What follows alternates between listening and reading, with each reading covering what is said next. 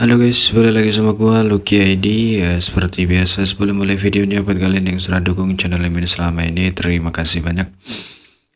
Dan buat kalian juga yang belum subscribe, silahkan di subscribe karena subscribe itu gratis, tidak bayar sama sekali. Dan buat kalian yang sudah donasi, terima kasih banyak. Semoga dilancarkan rezekinya ya guys, amin.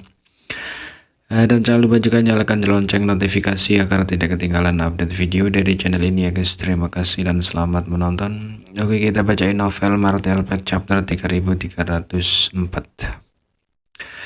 Di sini diceritakan di tengah suara yang menusuk, teriakan pendek dan tergesa-gesa terdengar. Mata Tang Seng dan Qian Yujin melotot seolah-olah mereka telah melihat hantu.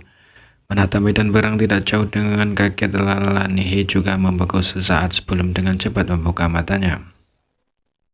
Baru saja dia berpikir bahwa Yang Kai pasti sudah mati jika dia tidak berani melihat, tetapi teriakan yang dia dengar bukan milik Yang Kai. Melihat sekeliling, dia melihat pemandangan yang tidak akan pernah dia lupakan seumur hidupnya.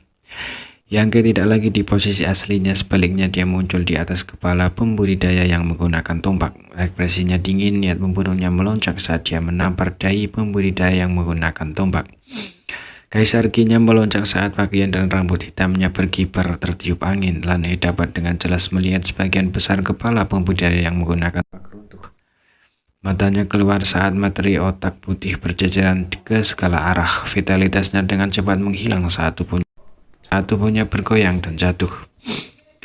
Bagaimana ini bisa terjadi? Sebuah pertanyaan muncul di benak Lan He. Dia baru saja menutup matanya dan tidak tahu bagaimana Yang Kai berhasil melarikan diri dari serangan 5 orang ini.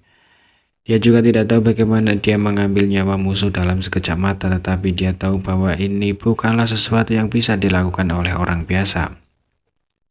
Bahkan Tuan dan Nyonya tidak memiliki kemampuan untuk melakukannya. Menghadapi pengepungan yang begitu padat dan tanpa cacat, Rem Kaisar Orde kedua manapun hanya bisa menyerah tanpa perlawanan.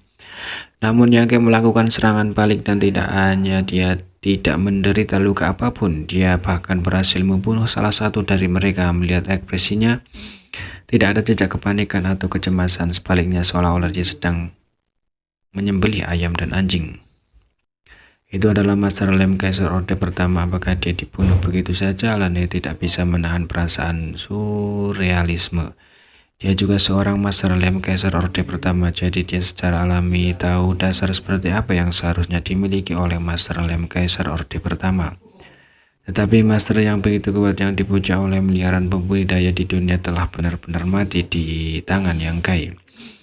Tangan dalam satu pertukaran, dia tidak bisa menahan diri untuk tidak menggigil saat rasa dingin menjalari tulang punggungnya. Pada saat yang sama, cahaya aneh melintas di matanya. Yang indah saat dia samar-samar merasa bahwa Yang Kai tidak akan terbunuh dengan mudah kali ini. Kultivator yang menggunakan tombak terbunuh dalam satu pukulan, menyebabkan 4 lainnya melompat ketakutan. Mata mereka dipenuhi ketakutan dan kesengsaraan. Tetapi setelah beberapa saat ragu, mereka sekali lagi menyerang Yang Kai. Yang Kai tertawa keras, karena kamu sangat terburu-buru untuk mati. Raja ini akan mengabulkan keinginanmu. Dengan lambaian tangannya, tombak panjang artefak kaisar digenggam di tangannya. Tanpa metode khusus, Yang Kai hanya mengepalkan tinjunya dan mendorong ke depan. Momentumnya melonjak. Awalnya tidak ada seorang pun di sana pada pandangan pertama. Sepertinya Yang Kai telah melakukan kesalahan. Tetapi ketika ujung tombak yang dibungkus Kaisar Qi menembus kekosongan, sesosok muncul di sana.